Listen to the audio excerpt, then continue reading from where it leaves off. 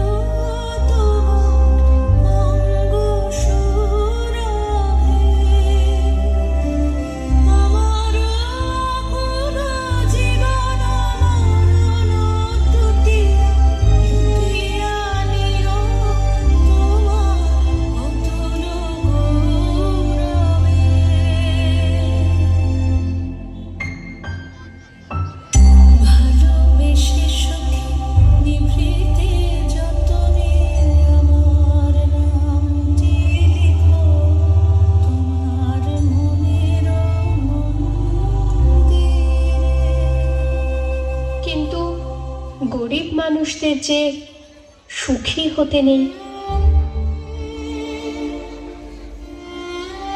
এটাই তো বিধাতার লিখন।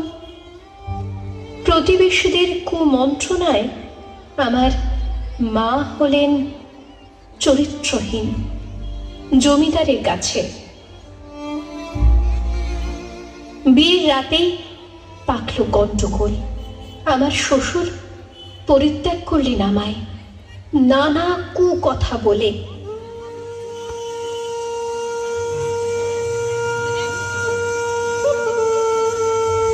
ফিরে যাওয়ার চেষ্টা করলাম শ্বশুর বাড়িতে, কপালে আবার জুটল প্রত্যাখ্যান।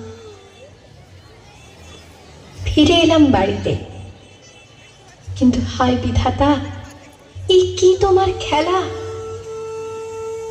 হারালাম মাকে। এই পৃথিবীতে আমি আজ একলা। এখন আমি কোথায় যাই, কি করি, কিচ্ছু জানি না।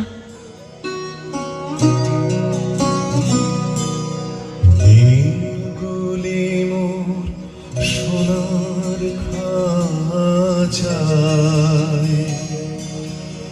রইল না, রইল না সে যে আমার নানা রঙের দিনগুলি, কান্না হাসির বাঁধন।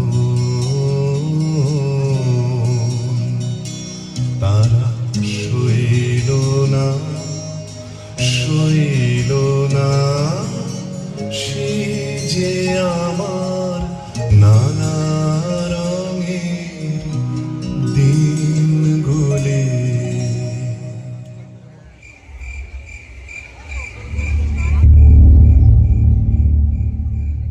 আরে ওরা কারা?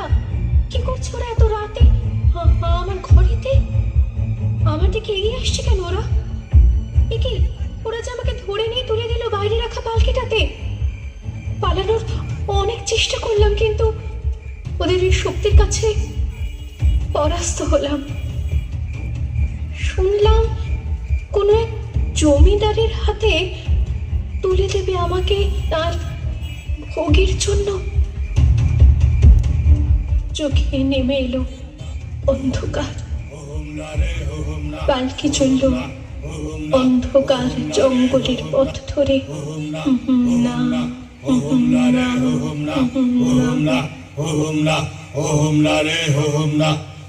না, হোম না, হোম না রে, হোম না।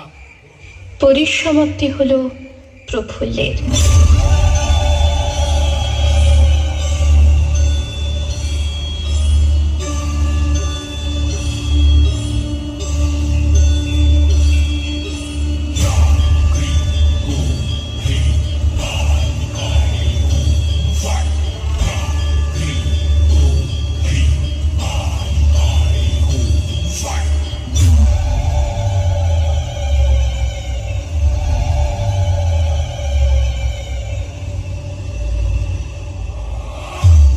ভবানী পাঠক আমার ঈশ্বর উদ্ধার করলেন আমাকে ওই জমিদার বাহিনীর হাত থেকে, যদিও তিনি নিজেও ছিলেন এক ভয়ঙ্কর দস্যু।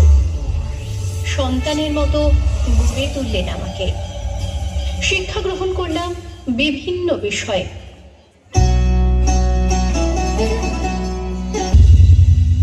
নতুন ভাবে জন্ম হলো আমার।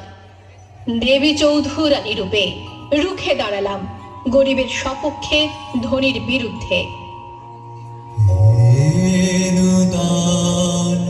দেখা দে কারবার জন্মের প্রথম শুভ